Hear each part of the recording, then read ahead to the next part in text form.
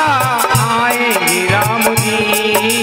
मेरा धन जीवन बनाएंगे राम जी। ओ सबरी निहारे रास आएंगे राम जी।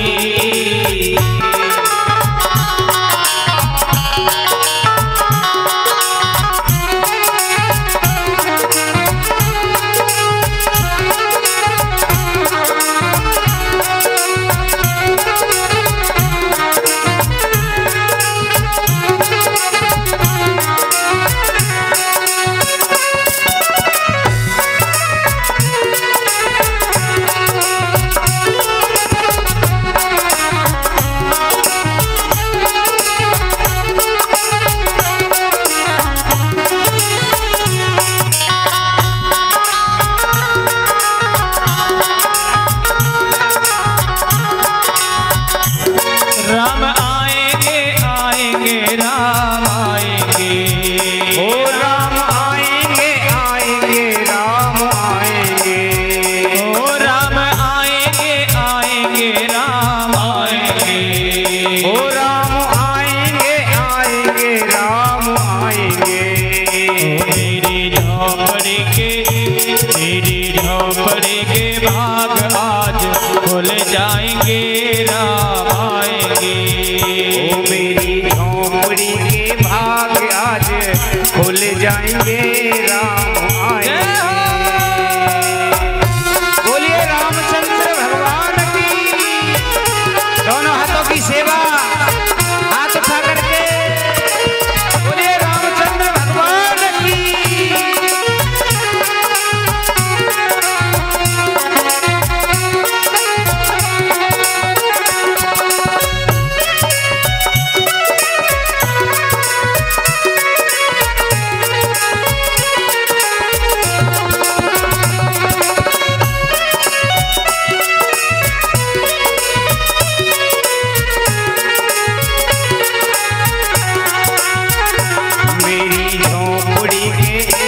मेरी झोपड़ी के भाग आज खुल जाएंगे राम आएंगे। ओ राम आएंगे तो अंगना सजाऊंगी। ओ राम आएंगे तो अंगना सजाऊंगी। ओ दीप जला के दिवाली में मनाऊंगी। ओ दीप जला के दिवाली में मनाऊंगी। मेरे जन्मों के सारे पाप मिट जाएंगे राम आएंगे। ओ मेरी झोपड़ी के भाग आज खुल जाएंगे राम आएंगे।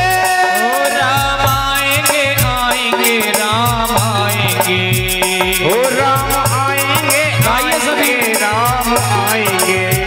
ओ मेरी झोपड़ी के भाग आज खुल जाएंगे राम आएंगे।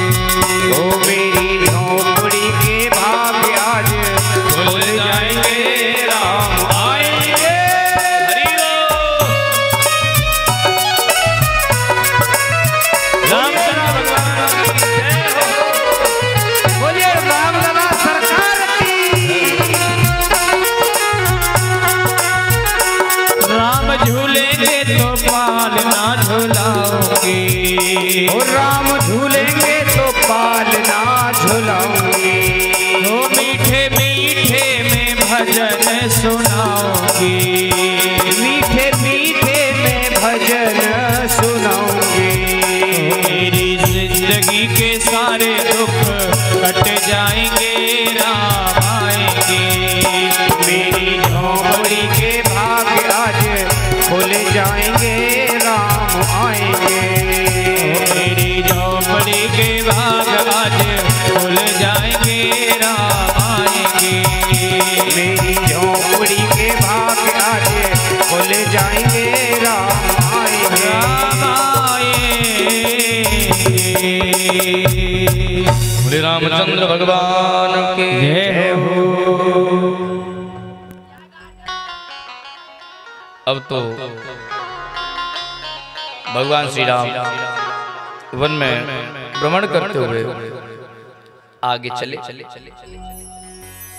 और उसी जंगल में पहुंचे, उसी स्थान पर पहुंचे हैं जहां पर मां सबरी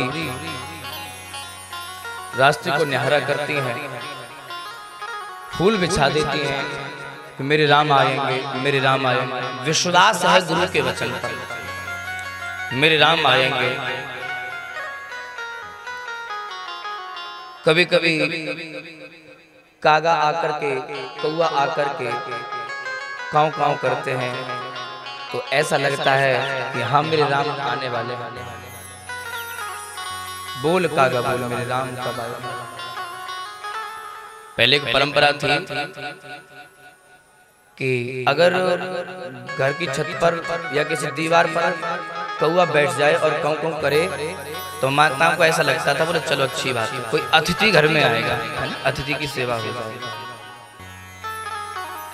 लेकिन जब मूड खराब हो तो उड़ैयो जा उड़ैयो, पता ना कौन लेके आवे वो संग है। और अब तो महाराज मूड खराब हो या ना हो, अब तो यही है बोले उड़ैयो जा है, आना नहीं चाहिए। लेकिन जैसे कौवे ने काऊ काऊ किया है तो माता सबरी को ऐसा लगा बोले हाँ मेरे राम आने वाले, तो वार्तालाप करें वो कब आएंगे। लेकिन राम और लक्ष्मण जैसे इस वन में पहुंचे हैं, आश्रम बने हुए हैं, तो बड़े बड़े संत महात्माओं ने जैसे राम लक्ष्मण जी को देखा है तो बड़े प्रसन्न हुए। आइए प्रभु हमारे आश्रम में आइए, हमारे कुटिया में आइए। भगवान ने मना कर दिया, बोले अब नहीं, बाद में आएंगे, लेकिन पहले बांसुरी के घर में जाएंगे। अरे उसके नीचे, अरे वो नीच जाति की है? उसका ना कोई धर्म है ना कोई जाति है, उसके यहाँ जाओ। भगवान श्री राम कहते मैं अपने भक्तों का कभी भी जात पात नहीं देखता हूँ, ऊंच नीच नहीं देखता हूँ, धर्म नहीं देखता हूँ। जिसके हृदय में मेरे प्रति भक्ति प्राकट्य है, भक्ति का प्रादुर्भाव है, भक्ति रहती है, वहां मैं जाता हूँ। बोले अच्छा मतलब हमारे यहाँ नहीं आओगे? बोले मना नहीं कर रहे, आएंगे, लेकिन पहले बार सभी के घर जाएंगे जो प्रतीक्षा रहते हैं। भगवान जैसे आगे गए हैं, ताहि दे गति राम उदारा, सबरी के आश्रम पगधारा। सबरी देख राम गृह आए, मुन के वचन समुझ जी भाई। जैसे राम और लक्ष्मण मां सबरी की कुटिया के दरवाजे पर पहुंचे हैं, आज जैसे राम लक्ष्मण को देखा है तो आज अपने गुरुजी के वचनों को स्मरण कर रही है और मन प्रसन्न हो गया, स्वागत सत्कार कर रही है। सरसिज लोचन बाहु विशाला, जटा मुकुट सिर उर्वन माला। दोनों में से एक का श्याम वर्ण है, एक का गौर वर्ण है, विशाल काय भुजाएं हैं, बड़ी प्रसन्न हुई है और आदर पूर्वक आसन प्रदान किए हैं। भगवान आसनों पर ही बैठ गए हैं, कंदमूल फल ला करके दिए हैं, भगवान ने वो ग्रहण किए हैं, जल ला करके दिया, भगवान ने उसको ग्रहण किया।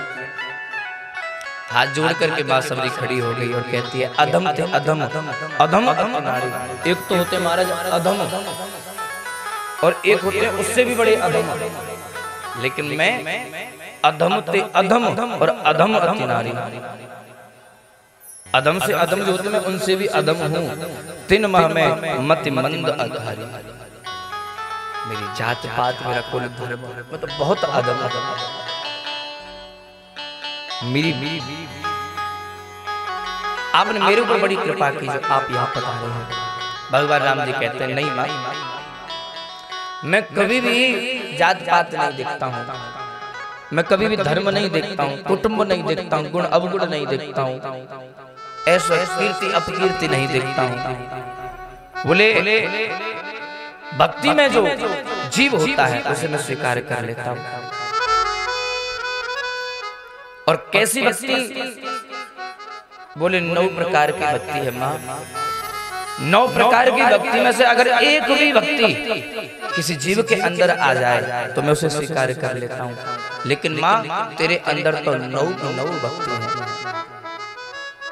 नवदा भगत कहूँ तो पाही, सावधान सुन धरु मन मान। सावधान होकर के बैठ जाओ। मैं तुम्हें नवदा भक्ति, आज भगवान श्री राम बांसुरी को नवदा भक्ति का वर्णन श्रवण करा रहे हैं। किस भैया फोन में लग रहे हो, आवाज करते प्राण खाक डाल दो।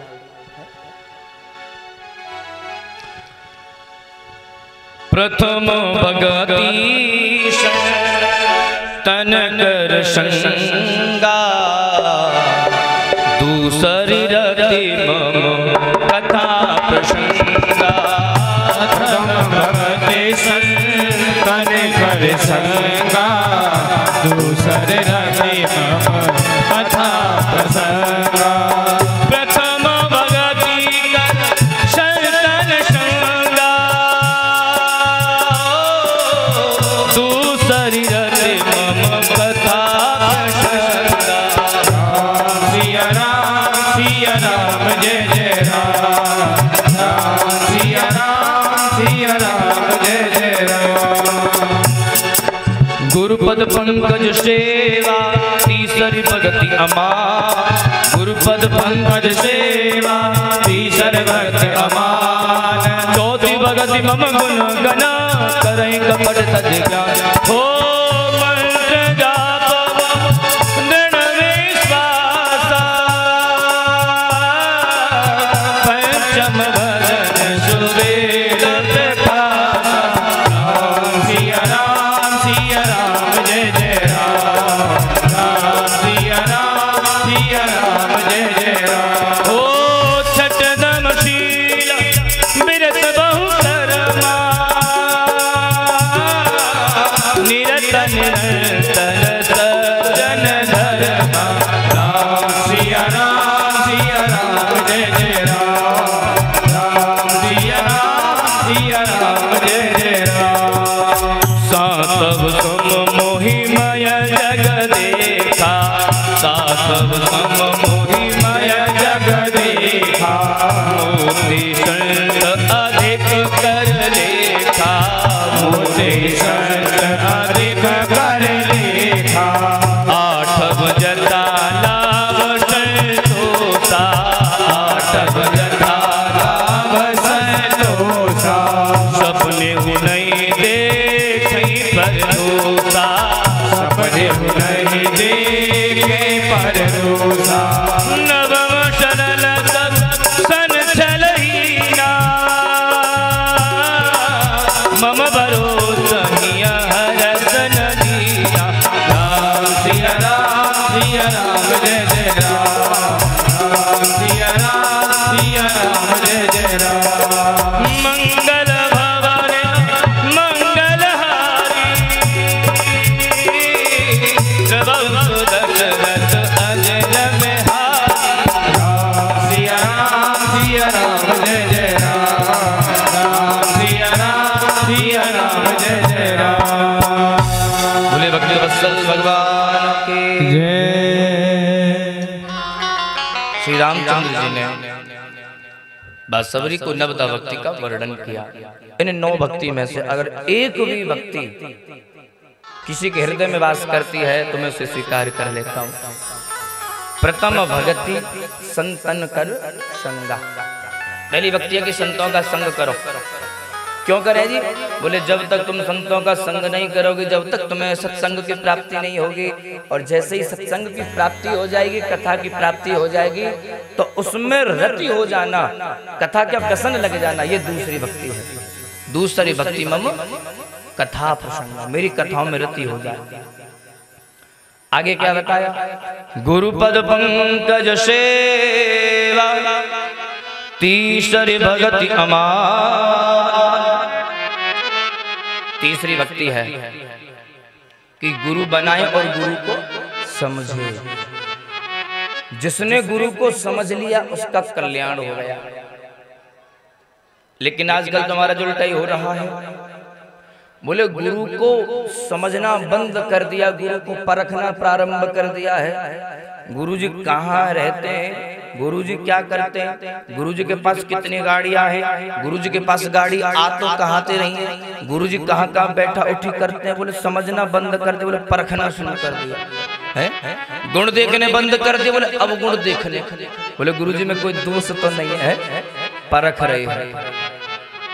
लेकिन तीसरी भक्ति क्या है? गुरुपद पंकज सेवा, तीसरी भक्ति अमान, चौथी भक्ति मम गुण गना। चौथी भक्ति है कि मेरे जो गुणगान है, मेरी जो लीला है, मेरी जो कथाएं हैं, उनको छल कपट से रहित होकर के उनको श्रवण करे। ये चौथी भक्ति है।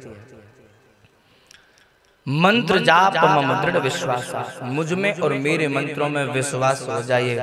पंचम भजन सुवेद प्रकाशा, और जो वेदों में मेरी महिमा गाई गई है उस पर विश्वास करें। छठदम शील विरत बहुकर्मा, निरत निरंतर सज्जन धर्मा। छठी भक्ति है कि अपनी इंद्रियों को अपने वश में कर ले और तो नित्य प्रति मेरा भजन करे, मेरा संकीर्तन करे। ये छठवीं भक्ति है। सातव सममोहि जग देखा। सातवीं भक्ति क्या है? कि जो दर्शन मुझ में करता है वही दर्शन पूरे संसार के प्रत्येक जीव जंतु में करने लगे। सातव सममोहि मैं जग देखा, मोते संत अधिक कर लेखा। और जो संत हैं, महात्मा हैं, उनका सम्मान करे, उनका स्वागत करे, उनका पूजन अर्चन करे मुझसे भी ज्यादा। आठव जथा लाभ संतोषा, सपने नहीं देखे पर दोषा। आठवीं भक्ति क्या है? बोले जो परमात्मा ने दे दिया उसी में संतोष हो रखो, उसी में प्रसन्न रहो। लेकिन महाराज नहीं, एक गाड़ी हो गई तो दूसरी आवे, दूसरी हो जाए तीसरी आवे, तीसरी आएगी तो चौथी आवे। हैं? ये मिल जाए, वो मिल जाए, ये मिल जाए, वो मिल जाए। अरे उसको ये मिल गया, हमें क्यों नहीं मिला? उसको अभी मकान मिला, हमें क्यों नहीं मिला? लेकिन परमात्मा ने सुंदर तन दे दिया, कान दे दिए कथा सुनने के लिए, एक छत प्रदान करके दाल रोटी दे रहा है, उसमें संतोष नहीं है, असंतोषी होकर के जीवन जी रहे हैं। भगवान कहते हैं आठव जथा लाभ संतोषा, और देखे नहीं पर दोषा, दूसरे का दोष नहीं देखे। बोले कबूल सपने नहीं देखे पर दोष। जागते समय से दूर की बात है, सपने में भी किसी का दोष नहीं देखे। लेकिन हमारे कुछ लोग होते बोले अपनी तरफ तो देखा ही नहीं, दूसरे की तरफ, दूसरे की तरफ। महाराज ये तेरे अवगुण, उसमें अवगुण। एक सेठ जी कहीं घूमने के लिए गए, उनका नौकर भी उनके साथ में गया। अच्छा, नौकर थोड़ा हाथ का तेज था, तो सेठ जी ने विचार किया, बोले सुनो मेरे संदूक में बहुत पैसा है, 1 लाख रुपया है, नौकर मेरे साथ में जाएगा, कहीं ये चोरी ना कर ले, हाथ का तेज। तो क्या हुआ? बोले नौकर जैसे ही कमरे के बाहर था तो तकिया थी। अब हुआ क्या कि महाराज एक तकिया सेठ जी की और एक तकिया नौकर की। अब उन्होंने क्या किया? बोले संदूक से पैसे निकाल करके जो नौकर की जो तकिया थी सर के नीचे लगा करके सो गए, उसी में रख दिए, उसी की तकिया में रख दिए। सेठ जी घूमने के लिए गए, नौकर ने देखा, बोले सेठ जी घर से पैसे लेकर के आए, पैसे कैसे मिलेंगे? संदूक को खोल दिया, ताला तोड़ दिया, उनके बिस्तर को फेंक दिया, पूरा कमरा छान मारा, पैसे नहीं मिले, पैसे नहीं मिले। सेठ जी जब लौट करके आए तो नौकर वहीं बैठा था। उसने क्या किया? सेठ जी ने बोले जिस तकिया को वो सर के नीचे लेकर के बैठता था उसी तकिया को निकाला, उसमें से पैसे निकाल लिए। नौकर भी कहने अरे राम राम राम राम, मैंने सारी कोलियां देख ली, मैंने सब कबर देख ली, अपना कबर तो देखा ही नहीं है। ठीक उसी प्रकार हमारे संसार की बुराइयां तो देखते लेकिन अपनी बुराई नहीं देखते कि हमारे अंदर भी बुराई है। बोले भक्त वत्सल भगवान की जय हो। नवम सरल सम सन छलहीना, मम भरोस ही हर सन दीना। नवमी भक्ति है कि जब भक्ति आपके जीवन में प्रवेश करे तो आपका स्वभाव सरल हो जाए और सबके संग व्यवहार करो तो कपट रहित व्यवहार करना चाहिए। आज सबरी का कल्याण कर दिया, सबरी धन्य हो गई है, सब कुछ विस्तार से कथा श्रवण कराई। अब हम कहाँ जाएं? तो सबरी कहती है यहीं से थोड़ी सी दूर पंपा नामक सरोवर है, वहीं आप जाइए, वहाँ ऋष्यमुख पर्वत है, वहीं आपकी मित्रता सुग्रीव से होगी। बोले भक्तवत्सल भगवान की जय हो। भगवान सभी संतों को दर्शन देते हुए जा रहे हैं। जैसे ही पंपा नामक सरोवर के पास में गए हैं, संतों के जीवन को धन्य किया है। नारद जी आए हैं, नारद जी को शोक रहित किया है। जैसे ही आगे बढ़े ऋष्यमुख पर्वत पर तो ऋषमुख पर्वत पर सुग्रीव रहता है अपनी सेना के साथ में। और सुग्रीव ने जैसे दूर से देखा बोले दो राजकुमार चले आ रहे हैं। सुग्रीव ने हनुमान जी से कहा बोले जाओ जाकर के देखो ये कहीं बाली ने तो नहीं भेजे मुझे मारने के लिए। अगर ये बाली के दूत होंगे तो मैं पर्वत छोड़ करके भाग जाऊंगा। हनुमान जी ने एक सुंदर से ब्राह्मण का वेश धारण किया और चले गए। राजकुमारों को प्रणाम किया, भैया अपना परिचय दो। राम जी अपना परिचय दे रहे हैं। कौशलेश दशरथ के जाए हम पितु वचन मान बन